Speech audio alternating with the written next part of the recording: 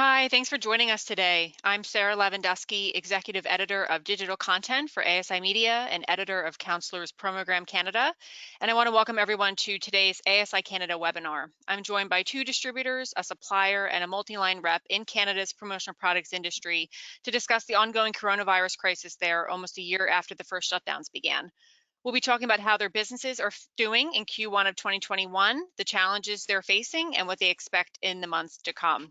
Here with us are Danny Bronstein, Vice President of Sales and Business Development at Talbot Promo in Winnipeg, where he oversees Talbot's Western Canadian sales partner recruiting and support, as well as management of the company's largest corporate programs. He's been in the industry for 25 years, starting out with his family's distributorship, and he's also a director on the national board of the PPPC. We also have Amanda Dudek, owner of A. Dudek Promotions in Maple, Ontario. She established her company in 2014 after 15 years in the marketing field, and she loves being her own boss. And we have Kate Plummer on the supplier side. She's Vice President of Sales and Marketing at Clearmount in Scarborough, Ontario, a family business she never thought she'd join, but she's now been there for 12 years. And we have Paul Waliba, owner of We Promotional Advertising in London, Ontario. He was the PPPC Ontario chapter president for 3 years and is now also a director on the national board of the PPPC along with Danny. So thanks for joining us today, all of you. Really appreciate it. My pleasure. And if anyone is listening and has questions for the panelists, please type them into the chat box on your screen and we will address them as time allows. So let's start from the top. If you could tell us a little bit about your business and the industries and clients that you serve generally. Amanda, why don't we start with you? Sure. So I'm obviously a distributor. My primary clients would be construction and property management industries. So I've actually grown a huge forte in the safety and knowing all about, here in Canada, we have the core certification. So we have a lot of construction companies trying to obtain their core certification. So I help them to ensure that they have the proper safety equipment, all branded with their logo, and we work hard with them. And I also have a lot of nonprofits that I work with as well, and then dabble with a little bit of car dealerships as well. Great, thank you. And Danny, how about you? You can tell us a little bit about Talbot and your responsibilities there. Yeah, Sarah. So Talbot, we were founded in 1886, and we're based out of London, Ontario, and we're a national firm. So we've got sales partners right across the country, about 163, I believe, we're up to from coast to coast. So we serve every major market, every small market for the most part, and we're anything from mom and pa and gas stations up to large corporations. So really sort of all over the board.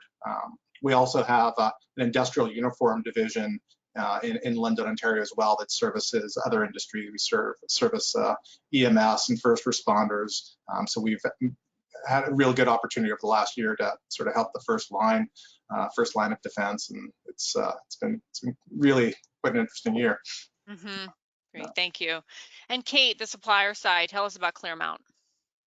So we are a custom acrylic manufacturer, which can mean a lot of things, but one of the things we specialize in are awards and recognition pieces, but we're not limited to that. We do a lot of point of purchase, a lot of industrial work, and basically it's every day is a unique thing. And so the markets we serve are kind of a little bit of everything. I know people say that and it's annoying, but it's really true. I can say right now jobs that are in-house are financial district, pharmaceutical.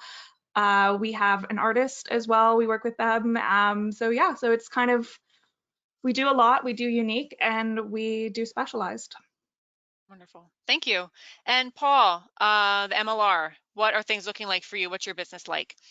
All right, well, as an MLR, of course, I represent my suppliers to distributors like Amanda and Danny. And I service all of Southwestern Ontario. Been doing it now for 13 years. And this last year, we'll talk about it. It's been an interesting change on how to manage those relationships, liaise and educate and train and sell sometimes.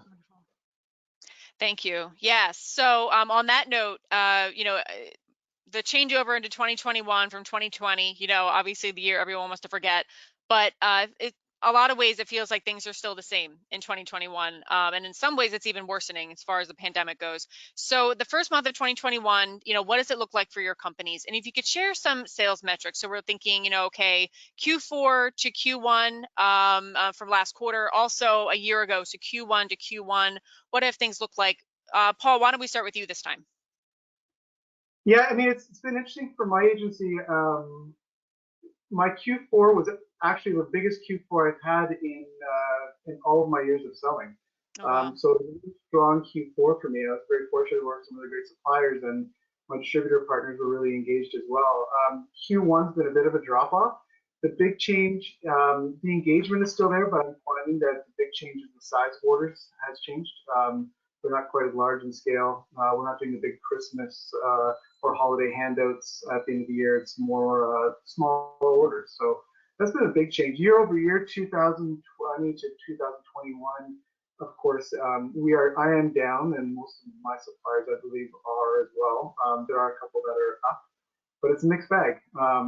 Riding the roller coaster of what's happening right now, especially living in an Ontario market where we're on a shutdown. Right. Compared to last year, we're a completely open economy. Right. Yes. Yes. And Kate, how about you? How have things looked like from last quarter to this quarter, also a year ago, Q1 to Q1?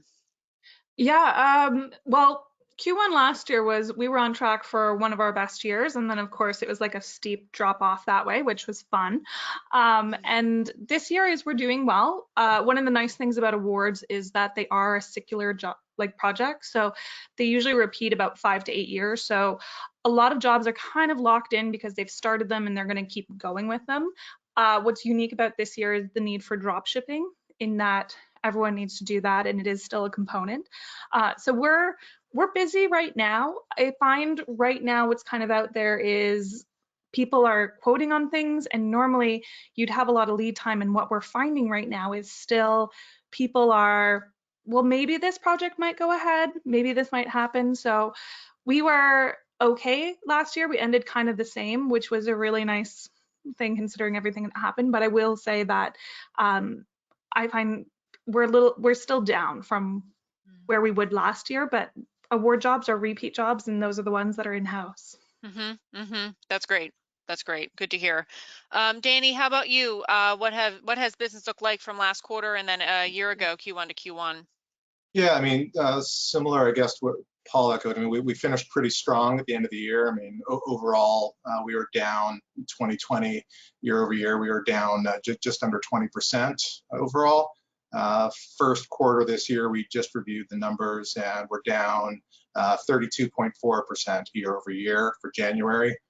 We still feel pretty good about the quarter, but again, it's we attribute a lot of it to the lockdowns as well, right across the country. It's sort of taken our legs out, but still cautiously optimistic.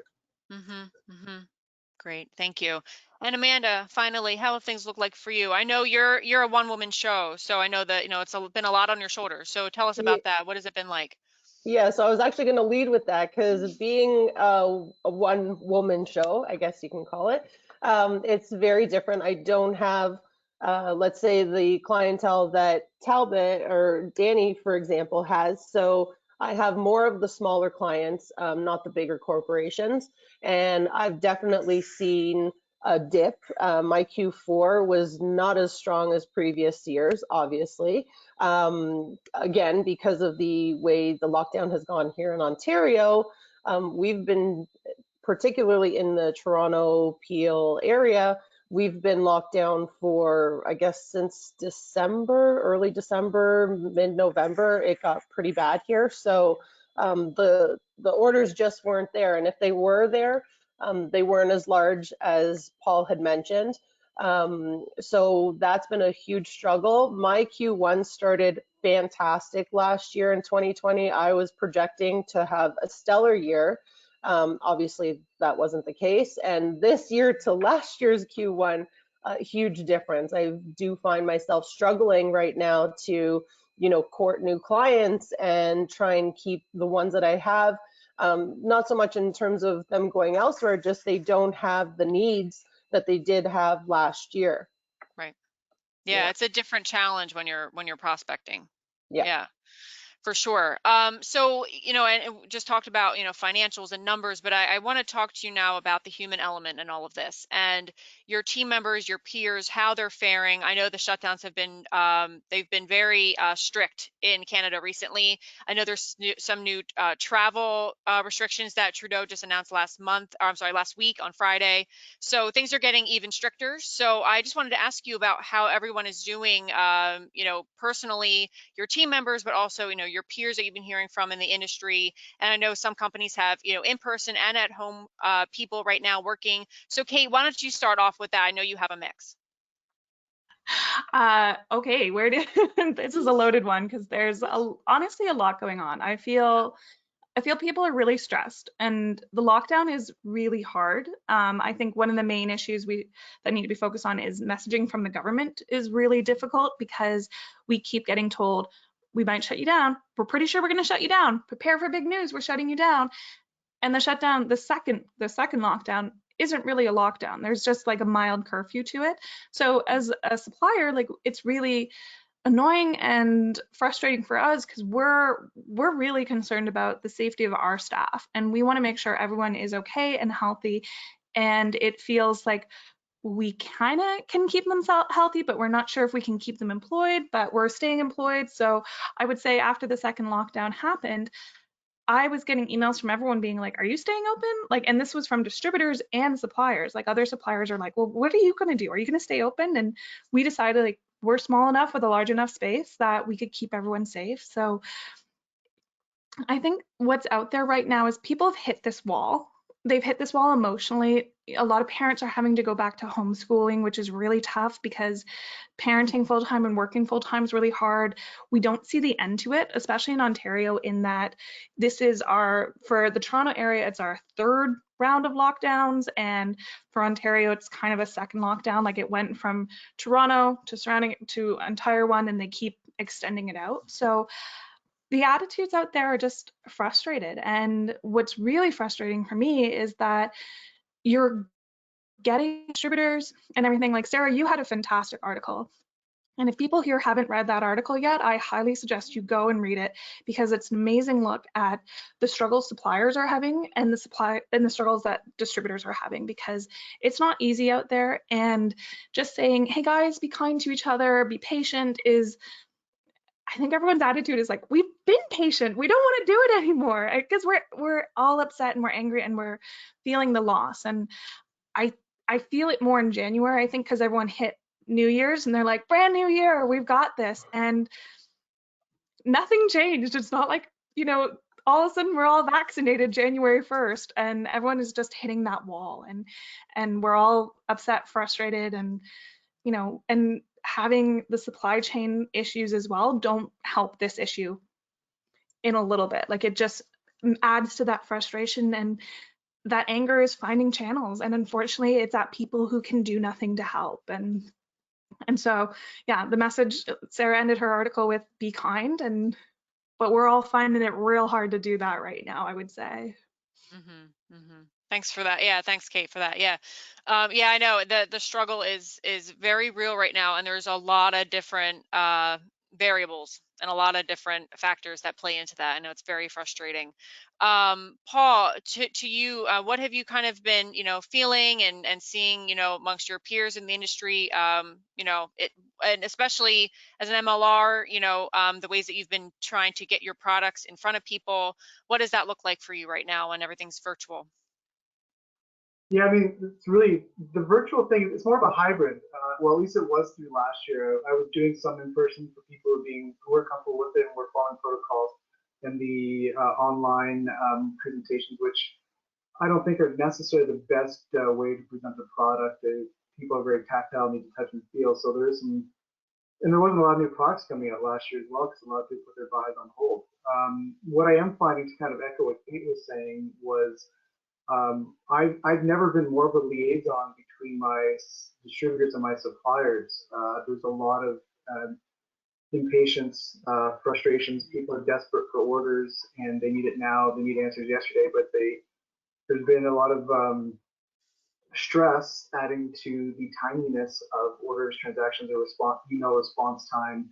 when we have suppliers who have staff who are typically working in an office, now working at home, balancing their children's schoolwork and what they're doing, and then they need to get answers from maybe production where they could run down the hallway and get an answer. Now they have to send an email, make a phone call, wait for it. So that the whole line, the chain has just gone longer, and people's frustrations are already boiled over and stressed out. And I'm finding that I'm doing a lot of emotion management right now with both suppliers and distributors back and forth. So, and then on top of that, you're trying to find time during the day. For myself, I'm a single father with 3 young girls who are learning at home, and trying to manage that while trying to do knowledge PKs for my customers. It's stressful, and I think everybody's feeling that for sure.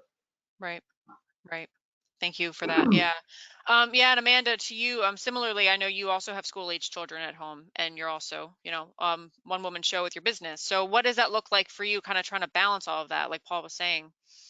Well, and actually it's a little bit different here because I actually work from home. So for years and years and years, I've been here nice and quiet all day long. And when pandemic hit back in March, everyone came home. My husband was working from home.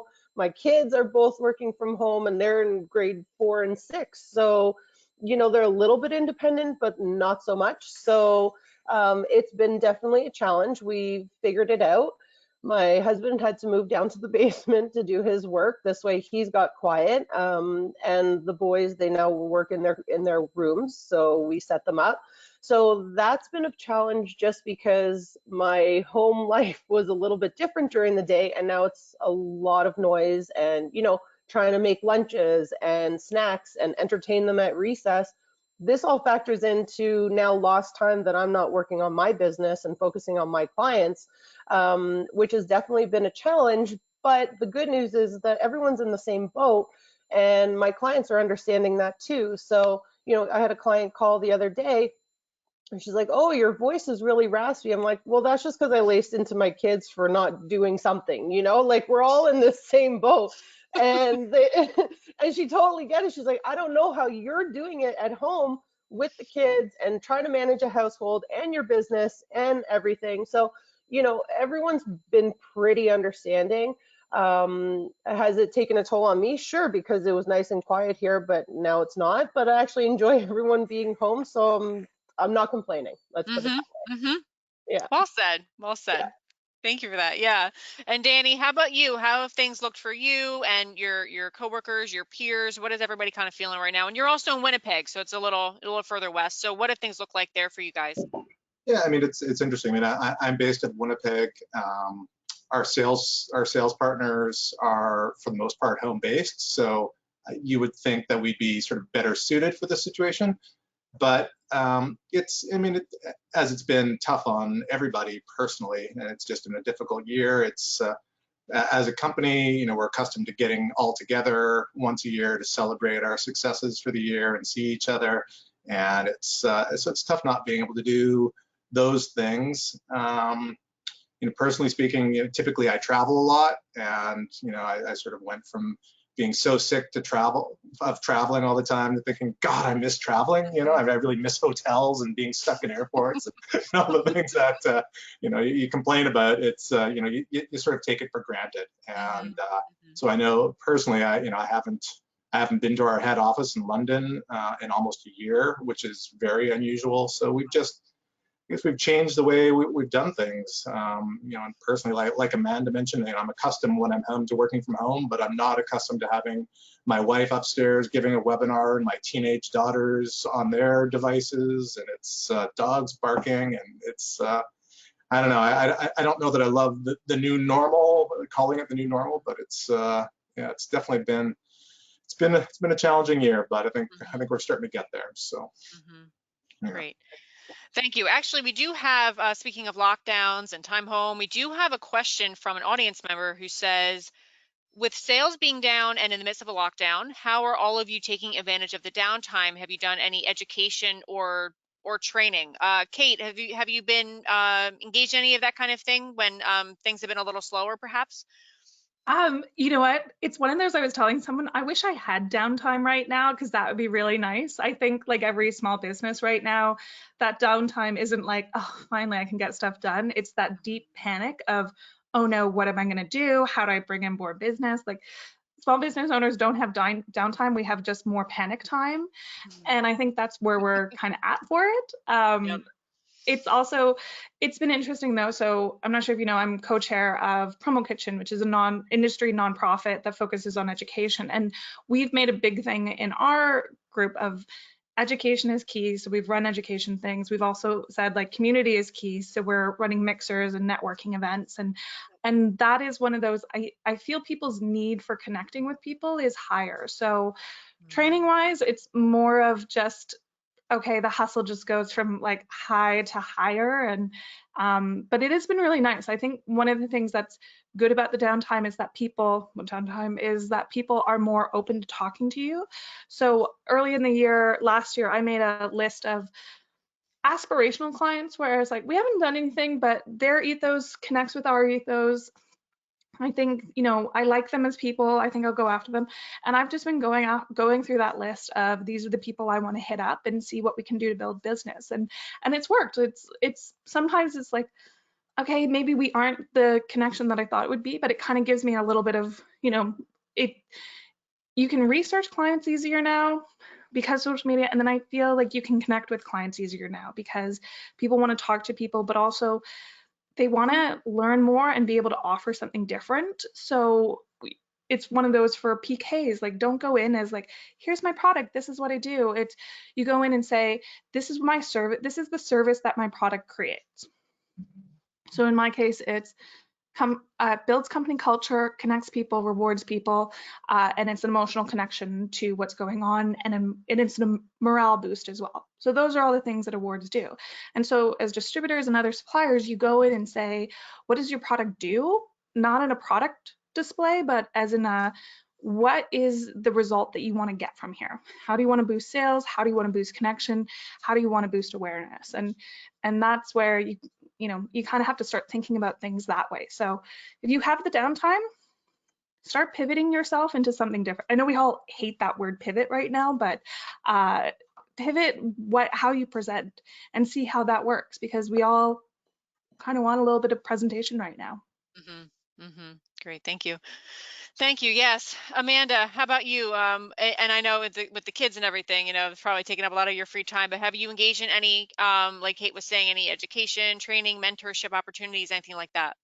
So my main focus is actually becoming more familiar with social media and the various platforms, because this is where the clients are now. They're at home scrolling their phone or on their computer trying to get distracted. So they'll check out Facebook or LinkedIn or those kinds of things. So I'm trying to get more comfortable and more active on these platforms so that people are reminded that I'm still here. We have stuff that you could use, that kind of thing. So yes, social media has been my kind of go-to in terms of taking up my free time, if you want to call it that, because there's not a lot of it, but that's where I'm using my extra time is, you know, seeing what other people are doing, not so much necessarily in the industry, but what other companies are doing around the pandemic and how you can get more engagement, giveaways, that kind of thing. So that's where I've kind of focused my concentration is on the social media. Great, thank you. Very important. Yes, you're right. A lot of people, that's where they are right now, is in the digital realm. So yeah, that's perfect.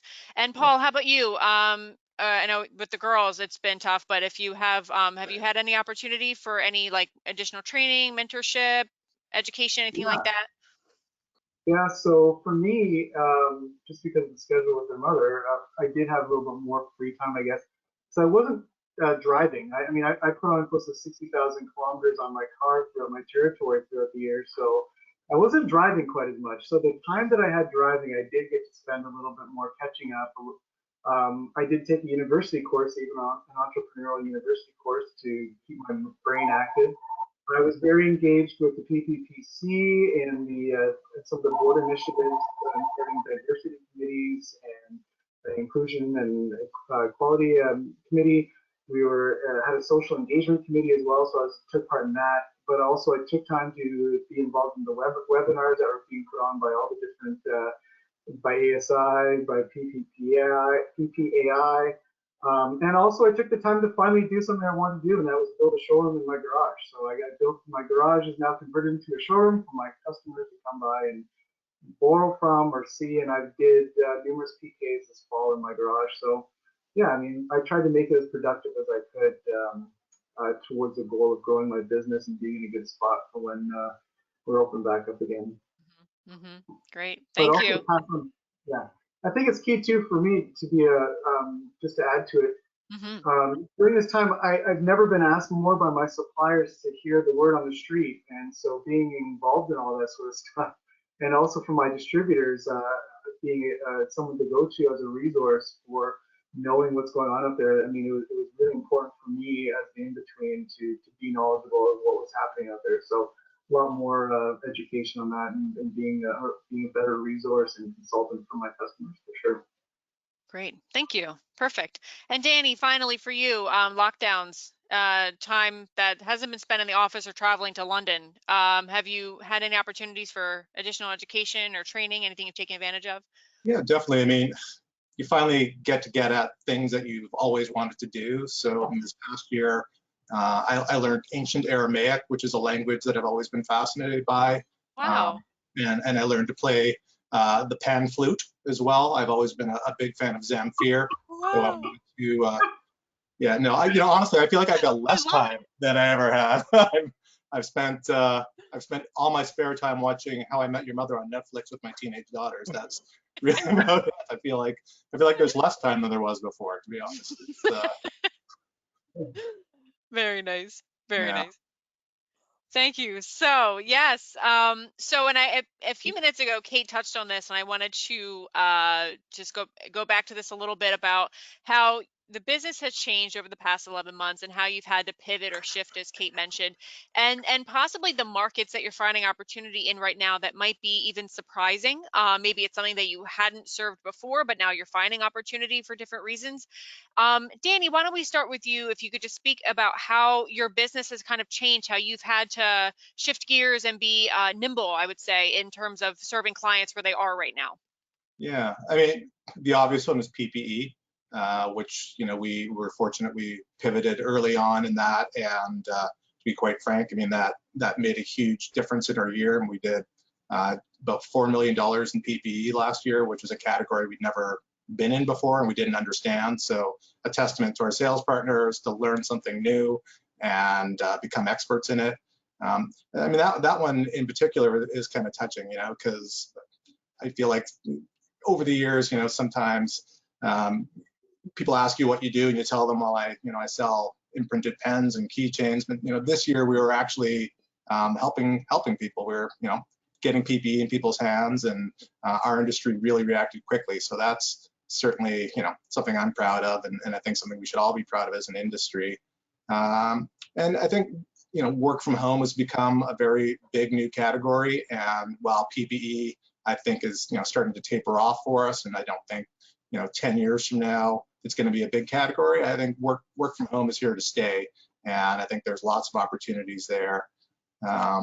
The other big area that we've been growing in is our kitting business. So putting different types of kits together for both from work from home and tons of virtual conferences that are happening now, where we're coming up with some really creative ideas for things that send out to employees at home to attend these conferences. And there are industries that are growing too. Anyone in the a lot of the home services sector, we've seen good growth, and people are home, so they're doing stuff to their home. So and it's not just the big companies, right? It's the painting companies, electricians, plumbers, roofers. There is opportunity out there. So again, I'm quite hopeful, but I'm a half full kind of guy. So. Great, good to hear. And continue with the distributor side, Amanda. Where have you been, compelled to kind of change how you approach things, how you prospect, the markets that you're pursuing? Maybe maybe something that surprised you, where you found business in the past few months. Well, like Danny said, obviously we all turned to the PPE, and good on all the suppliers for really ramping it up as quickly as possible. At first, it almost felt like a little shady because nobody knew what they were doing in terms of the PPE. But then it took off. So I was able to offer that kind of service to my clients. Did the funsy stuff go away? Absolutely. There was no, fun giveaways for events because there was no events. I found, like I said, I'm in the construction and property management industry a lot, so it was a lot of uniforms and keeping up with that stuff because most of them didn't really stop. So there was a continuation for that and even a growth in that department. So it was a lot of apparel, a lot of jackets, a lot of safety vests, that kind of stuff. So that's where most of my businesses come from, because they're not buying all the fun stuff. That's basically why I got in the industry in the first place, was because of the fun stuff, and I got to be creative. So that's, it's been challenging for me, but this is where it's needed. So I've definitely adapted to that. Great. Thank you. And Kate, the supplier side, you touched on this a bit a little while ago about pivoting and kind of, really doubling down on your messaging when it comes to, branding and marketing. What has that looked like for your team generally? And again, have you seen maybe opportunities in markets you hadn't seen yet or you hadn't served in a while? What does that all look like for you, the mix? It's been really interesting because I think people for our stuff there's always been this large segment that's been like, oh, I don't do awards, I don't know what to do with it. But what you're getting a lot of, like what I probably quote about 2 projects a day on this, is mission statement pieces. And they're items where people want to have like their team message or their mission or their goals for the company on a piece that they can have on the desk and have it as a used functioning piece. So we're doing a lot of projects like that. So that's kind of been an interesting one. In terms of pivoting and branding, one of the things we did was, because I think every supplier looked around and went, okay, I need to make money. I need to keep my office afloat. I need to keep my guys employed. And so one of the things we launched, which kind of fit with what we did, but didn't really, was a fulfillment program. And so because I kind of looked at it and I was like, no one really in the States and everyone who's doing it requires their own products. So we launched fulfillment, and we did that kind of slowly, but it's, as Danny says, like kitting is coming up because you have to go and bring it to people's homes right now. And so we're seeing a rise in that. In terms of, and for us, it kind of fit into our skill set as well, in that we're a small operation and all of our staff members are trained on everyone else's job. So I was like, okay, well, we can, everyone's used to that being like, this is my job, I'm in imprinting. It's like, okay, do you need to help with assembly? Do you need help in buffing? So we had the nimble staff force for that.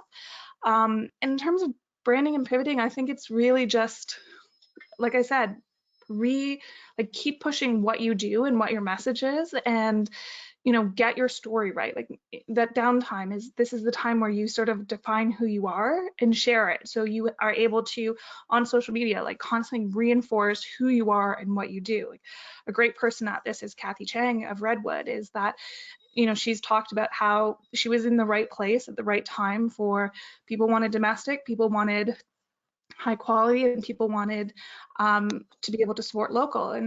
And she was there, and her messaging since the beginning has been on all these points. So I think everyone has this chance to sort of kind of look at what they're doing and being like, am I being true to myself? Am I trying to be something of everything, or what do I do with myself? And I, go see what Kathy's doing basically. But it is really kind of a get your messaging right so you can really define who you are right now. And that's a great way of doing it. Social media, product wise, design wise, what you do. Great. Well said. Thank you. And finally, Paul, in your perspective, because you're in MLR, you have so many different products that you have to, market and sell and pitch. And so what has that looked like for you, kind of like how you've had to change maybe ways that you've done things from before, or, new opportunities that you've had, and, like Kate said, kind of doubling down on the messaging. What does that look like for you? Yes, I mean, a lot of the messaging that I put out to my customers was multi approach. I mean, a lot of people wondering who's open, when are delivery times, and what are the value add services that we provide. So a lot of my presentations and a lot of my conversations were not really around product. They're more about servicing. Who is doing the kitting? Who is doing drop shipping? How much does it cost? What are turnaround times? More about processes and making my suppliers a viable option for projects when they're being quoted. So, the products are almost secondary to my conversations.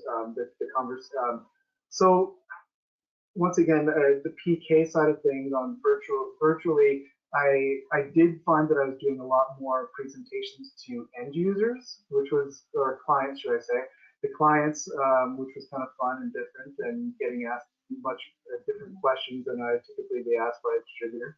And then on top of that, trying to stay in touch with my customers through email campaigns, and also just connecting and giving industry updates, like what's happening out there. What are the industries where I see products moving to? Like a lot of a bunch of industries that Amanda and Danny were referring to, and letting people know that don't give up hope. I was trying to be as motivational as I could, because a lot of people were just stopped selling, and they didn't know what to do, where to go, where to prospect. And so a lot of what I was doing was helping people guide, like, where they can go and find opportunities, and where do I see people where do I find distributors are having success selling to, what industries are moving. So I was trying to take a bit of a motivation role, but also informative as to what my suppliers are doing to help my customers be successful. I found the products just were secondary almost. Mm-hmm. Interesting. That's very interesting. Um, Yeah, I'm curious. We have a question here from an audience member who I just wanted to pose this to, especially the distributors here, because they're dealing with end buyers. This person asks, are customers holding off placing orders because of the kitting and shipping fees to home? So are you finding that people are hesitating about, when it comes to supply chain questions and who's going to do the fulfillment and things like that? Are you finding that clients are hesitating about the fees that come into play? And even now, we know that Q4 came with like a lot of shipping headaches, right? And it sounds like those supply chain delays are going to continue this year. Have you found, Danny and Amanda, have you found that end buyers are stepping back from that a little bit when they know that all of this has to come into place and everything has to work out perfectly, all these moving parts? Go ahead. Okay. Danny will probably have the better answer for this, but I'll put it from a small business, one-person show perspective. To be honest, I've been almost afraid of the kitting process myself, because it's very daunting, and who's doing it, who's got the resources, that kind of stuff. I've had a couple nibbles on the kitting. But my clients, they are afraid of all the plus for getting it shipped out individually. Most companies, not everyone's in the same city. So it's got to go here, it's got to go cross country, it's got to go to a different province, etc. So for me, it's been very daunting, the kitting. So I would probably leave that to Danny right now, and until a supplier or someone like Paul says, great news, we're going to do it all. We'll take all the logistics side of it, I guess you would call it, and we'll help you out like that. So we haven't got to that point, myself and my clients. So hopefully Danny can shed a little bit more light on that.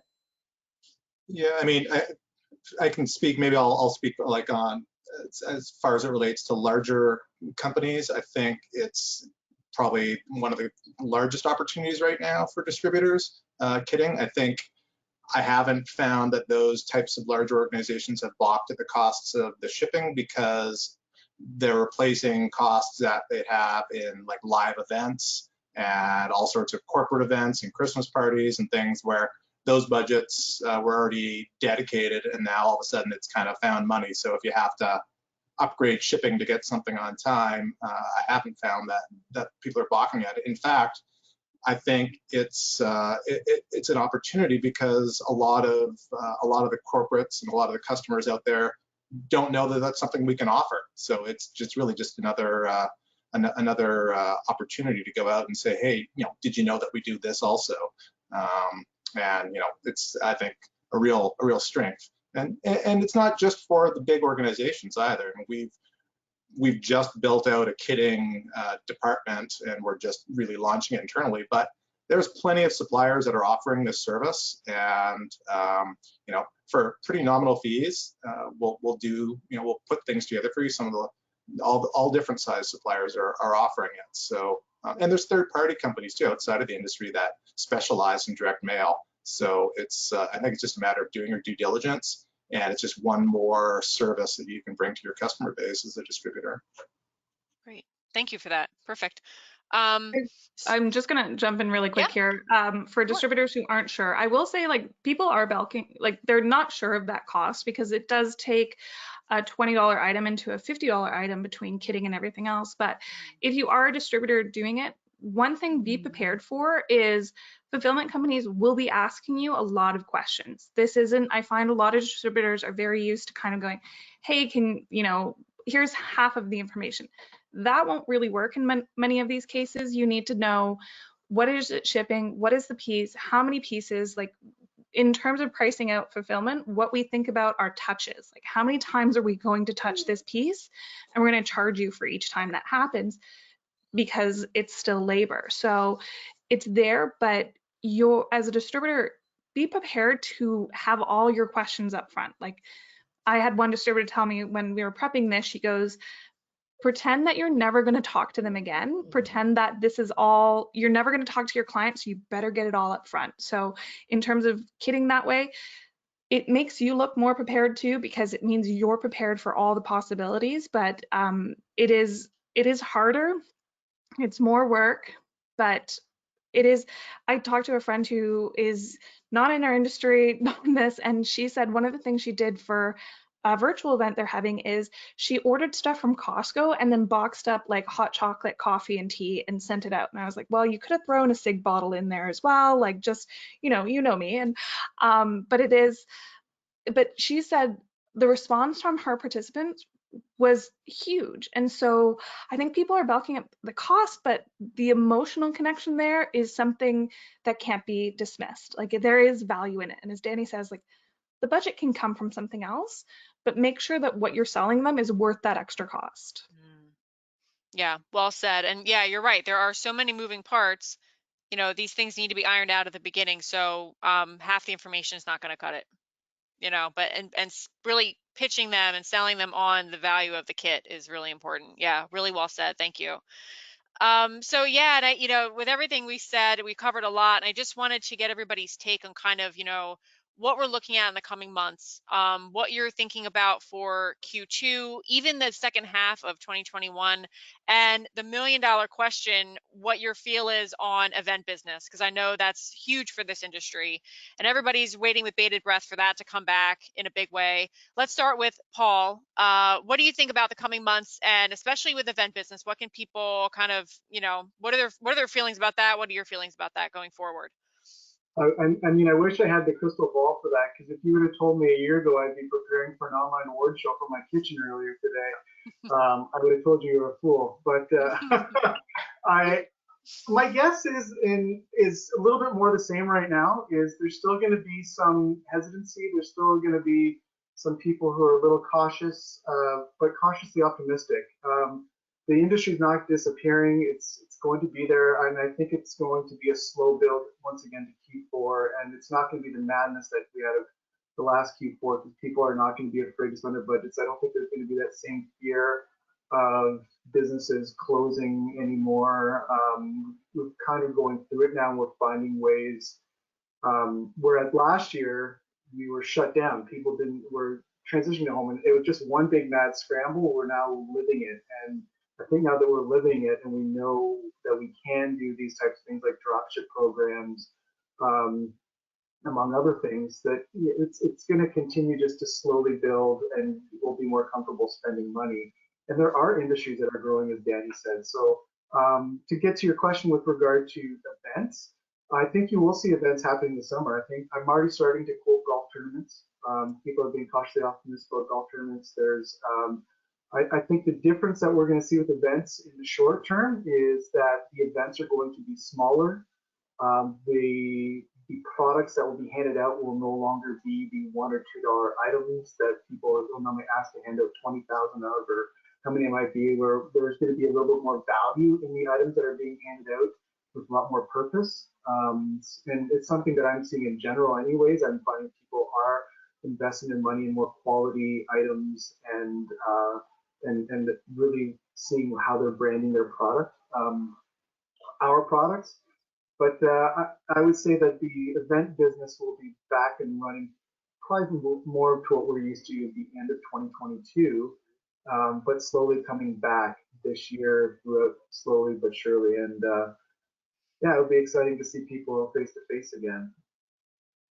Great, thank you. Yes, I don't think that all virtual is going to really cut it. I mean, people are social beings, and there's something to be said for, in-person contact, right? And talking to them in person. So Events didn't completely disappear either. I mean, when you think about an organization like commonsku, who is able to hold an online virtual event across multiple continents and do it successfully with promotional products associated to it, it's not like it's completely disappeared. We now have the ability, we have the knowledge that this is something that we can do, and our industry can help facilitate. So it's just going to be that hybrid model. If there are going to be online events, there's going to be in-person events, and it's just going to go a little bit more like this, right? And then we're going to even out so far. So absolutely. Great, yeah. thank you. And Amanda, to go to you, what are you expecting for the next few months, the second half of the year, and also event business? So I'm optimistic, like everyone else, hopeful. But because we've seen the way the whole pandemic since March has gone, it's been, we were up in lockdown, and then, things eased up in the summer. And then obviously case numbers went back up here in Ontario. So they were ramping up the lockdown again. And that's sort of where we are right now. So I don't think that it's going to be something that just happens like a wave of events happening again. I think Paul mentioned that it's probably going to be smaller events, which I completely agree, and different kinds of protocols in place to make sure that everybody's comfortable and adhering to safety guidelines. Do I want it all to come back? Absolutely. That was a big bulk of my business. Is it frustrating? 100%, but it is something that we're all experiencing. Everybody's sort of adapted to new norms, and yeah, virtual's not in person, excuse me, which is what we're used to. And I'm a very social butterfly. Like, I need to be out there. I need to be talking to people, whether it's friends, clients, and it's just, that's the way I am. So this has been challenging for me, sitting at a computer on a Zoom call with earphones in. It's weird. It's not what we're used to. But I'm hopeful. I'm hopeful that events will come back. I agree. It probably won't be till 2022 till we're actually seeing real things happen. Larger events, large scale purchases in the industry. That's just the way it is right now, because every day is a who knows. We have no idea what's going on. So that I agree. I think that's where it is not till 2022. Great, thank you. And Kate, how about you? What are you expecting for the next few months, and event business for you too? You know what? I find people can't and really shouldn't plan farther than 3 months ahead. And even then, I kind of think that's too far ahead. It's kind of one of those, so much can change. What was really strange at the beginning of the pandemic was we weren't all affected equally. So I'm based in Toronto, and so Toronto was considered this gross viral hotspot to the rest of Canada. And, I'm having people in BC going, well, I went out for lunch, and I was like, I haven't been to a restaurant in months. And it is, I think it's a little more even in everyone's experience right now, unfortunately. So I think the less of like, oh, what's happening over there doesn't affect us because we're all experiencing the same. So planning out that far ahead is really difficult right now, but I think it's something we need to think about it. The earliest in-person event that I've heard about was August, and it was a small show. And I think that will likely be canceled. I run We with a bunch of other ladies for PPPC. It's a women's empowerment event, and we are planning on going virtual just because we think May is too far ahead to really plan that way. And I think event-wise, they're not coming back, and they're not going to come back in the way we think so. Paul's right. 2022 is the earliest we should expect it, and I think everyone needs to start realizing that. I think there is an attitude out there of like, once we get back to normal, that's gone. So now we need to start thinking what works in a digital event that we couldn't do in an in-person event. What do we want to carry over from an in-person event to a digital event? And what should we just stop missing because it's not going to come back?